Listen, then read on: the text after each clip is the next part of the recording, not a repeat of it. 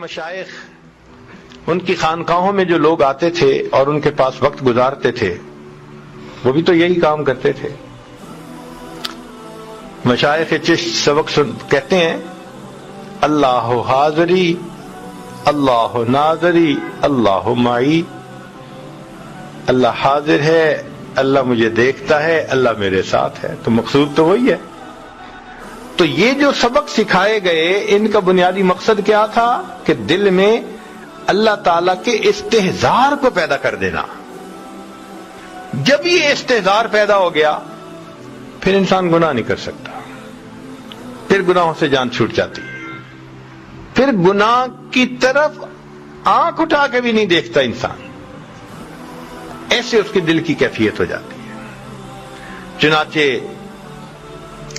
ایک بزرگ تھے تو ان کے پاس ایک نوجوان آئے اور انہوں نے دوسرے دن ہی ان کو خلافت دے دی. بہاؤدین زکریہ ملتانی رحمت اللہ علیہ ہمارے قریب میں ایک بزرگ گزرے ہیں، بہت بڑے بزرگوں میں سے. تو جب ان کو خلافت مل گئی تو باقی جو وہاں پرانے رہنے والے لوگ تھے ان کو عجیب لگا. تو ان میں سے ایک دو نے حضرت سے بات کہی کہ حضرت ہمیں تو اتنے سال گزر گئے یہاں آئے ہوئے، ہم پر تو یہ رحمت کی نظر نہ اٹھی، اور وہ تو 2 دن پہلے آیا اور اس کے اوپر اتنی مہربانی. حضرت ہم بھی تو پڑے ہیں راہوں میں. جب اس نے یہ بات کی تو شیخ نے کہا کہ اچھا میں تمہیں اس کا جواب کسی وقت سمجھاؤں گا. اب 2-4 دن گزر گئے تو کرنے والے بھی بات بھول گئے تھے. اللہ کی شان کے مہمان آ گئے اور ان کے لیے مرغی ذبح ہونی تھی، چند مرغیاں. تو حضرت نے وہ معترضین جو تھے نا ان کو بلایا اور ان کو مرغی بھی دی اور ان کو چھری بھی دی، اور اس بندے کو بھی دی مرغی اور چھری. اور ان 4-5 جو بھی تھے ان کو کہا بھئی جاؤ ان کو ایسی جگہ ذبح کر کے لاؤ جہاں کوئی نہ دیکھتا. وہ لوگ گئے، کوئی دیوار کے پیچھے بیٹھ کے ذبح کر رہا ہے، کوئی درخت کے پیچھے بیٹھ کے ذبح کر رہا ہے، سب ذبح کر کے لے آئے. تھوڑی دیر کے بعد وہ نوجوان آیا تو دیکھا کہ مرغی بھی زندہ ہے اور آنکھوں میں آنسو بھی ہے. تو شیخ نے پوچھا کیا ہوا؟ حضرت آپ نے شرط لگائی تھی ایسی جگہ ذبح کرو جہاں کوئی نہ دیکھتا ہو. میں جہاں بھی گیا میرا پروردگار مجھے دیکھ رہا تھا. تو شیخ نے ان لوگوں کو سمجھایا کہ دیکھو اس نوجوان کے قلب کی یہ کیفیت تھی جس وجہ سے اس کو میں نے یہ نعمت جلدی عطا کر دی. تو اس ذکر اور مراقبے کا بنیادی مقصد یہی کہ ایمان مضبوط ہو جائے، پھر انسان کی زندگی گناہوں سے پاک ہو جاتی ہے. آج چونکہ ہم محنت نہیں کر رہے، آج گناہوں کا کرنا بہت آسان بن گیا.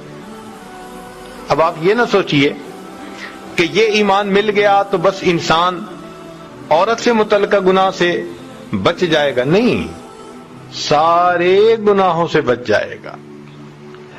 ہر گناہ سے نہ دھوکہ دے گا، نہ جھوٹ بولے گا، نہ کسی کا برا سوچے گا، اس لیے کہ اس کو پتا ہوگا کہ جو میں سوچ رہا ہوں، جو میں کر رہا ہوں، میرا رب مجھے دیکھتا بھی ہے اور جانتا بھی ہے. اللہ اکبر کبیرہ. چنانچہ اللہ کے خوف سے گناہ کو چھوڑ دینا یہ اللہ رب العزت کو بہت پسندیدہ ہے. اور یہ احساس دل میں ہونا کہ مجھے قیامت کے دن جواب دہ ہونا پڑے گا، انسان پھر کوئی ایسا کام نہیں کرتا. کتابوں میں لکھا ہے کہ امیر شاہ ایک علاقے کا بادشاہ گزرا ہے، اس نے تفریح کا پروگرام بنایا کہ میں جنگل میں جاتا ہوں اور شکار کھیلوں گا. اس کے ساتھ پولیس بھی تھی. 3 دن اس کا وہاں سٹے تھا. اب پولیس والوں کو ایک گائے وہاں نظر آئی جو چر رہی تھی، تو انہوں نے دل میں سوچا کہ بھائی کوئی اس کا مالک تو قریب نظر نہیں آتا، تو یہ شاید بغیر مالک والی گائے ہے. انہوں نے اس کو ذبح کر لیا پکڑ کے اور اس کو گوشت بھون کے کھا لیا. وہ گائے تھی ایک بوڑھی عورت کی. جب گائے واپس نہ آئی شام کو تو وہ اپنی کوٹھری سے نکلی، ڈھونڈتے ڈھونڈتے پتہ چلا کہ جی گائے تو پولیس والوں نے کاٹ دی، ذبح کر دی اور کھا بھی لی۔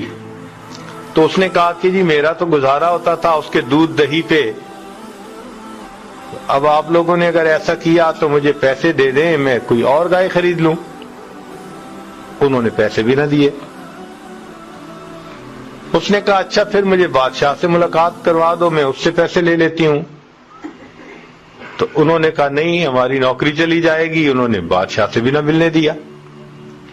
وہ بڑی پریشان کہ اب میں کروں تو کیا کروں۔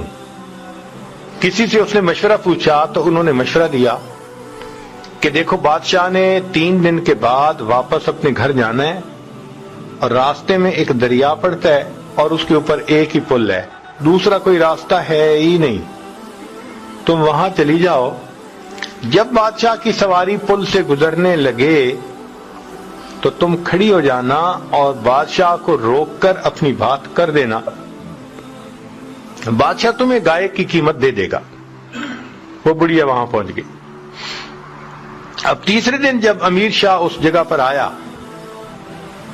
اللہ اکبر، تو پل سے گزر رہا تھا، بڑھیا اٹھی اور اس نے اس کے گھوڑے کی لگام کو پکڑ لیا، کھڑا کر لیا۔